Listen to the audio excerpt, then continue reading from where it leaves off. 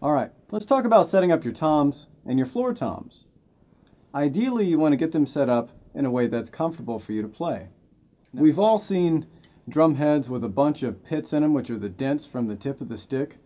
Oftentimes it's because the tom angle is either too deep with the stick hitting at this sort of an angle, or we're just beating the crap out of the drum.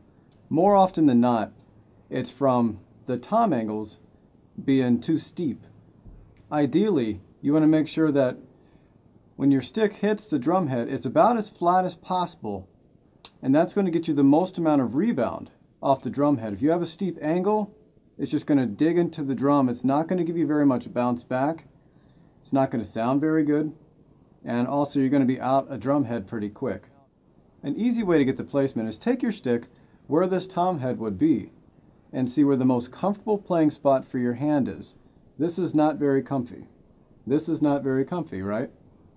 Just as if you're using a hammer, natural motion, find where that tom should be at that angle, and then place the tom head accordingly.